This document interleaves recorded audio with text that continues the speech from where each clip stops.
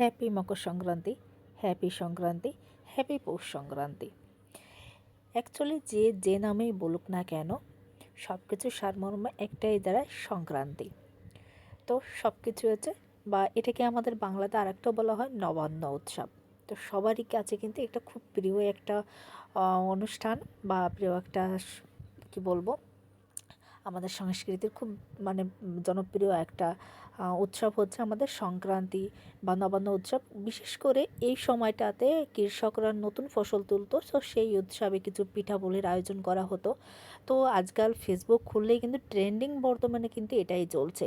সবাই কিন্তু পিঠাপুলির ছবি দিচ্ছে, ফেসবুক খুললেই বর্তমানে কে কী পিঠা বানিয়েছে, কে কী করছে সেটাই কিন্তু দিচ্ছে। তো কি করব বসে বসে থেকে, তো ভাবলাম তাহলে আমিও একটু ট্রাই করে নেই। আমি না রান্নাবান্নায় খুব বেশি একটা পটু না বলবো, মানে খুব বেশি একটা পছন্দ করি না রান্না করতে, আর খুব বেশি একটা ভালো পারিও না। তারপরেও যতটা মানে পারি ততটা দিয়ে চেষ্টা করেছি, যেহেতু আমার একটা বাচ্চা আছে।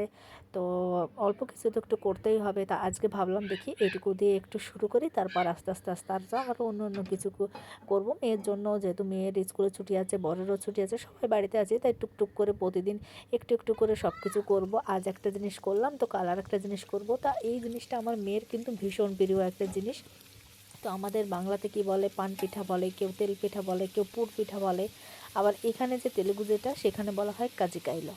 তো করে নিচ্ছি আমরা কিছু, আর সাথে করব কিছু লুচি। অ্যাকচুয়ালি লুচি না, ওটা একটু মিষ্টি বেশি দিয়ে ক্রাঞ্চি ক্রাঞ্চি করে কিন্তু করব। আমার মেয়ে ওটা খুব পছন্দ করে। তো যে নামেই বলুক না কেন, অ্যাকচুয়ালি সংক্রান্তি মানে হচ্ছে খাওয়া দাওয়ার উৎসব। পৌষ সংক্রান্তি বা আমাদের নবান্ন উৎসবও বলা হয়। তো এখানে কতটা কে খাওয়া যায়, কি করা যায় সেটাই, কোথায় কে ঘুরবো। দেখো এগুলো কিন্তু অ্যাকচুয়ালি লুচির মতো করে বেলেছে, বা অনেক সময় আমি কী করি, ছোটো ছোটো করে কেটেও করি। তা না খুব ভালো লাগছিলো না, এদিকে কাজও ছিল অনেক, তাই ভাবলাম যে এরকম করেই না করে দেয়, মেয়ে বসে বসে খাবে। তাই এরকম করে একটু ভাজি বেশি করে করে, মানে চিনিটা বেশি দিয়েছিলাম যাতে একটু ক্রাঞ্চি ক্রাঞ্চি মচমচে ভাব হয়, সেরকম করে। তো যতটা পারি ততটা করছি।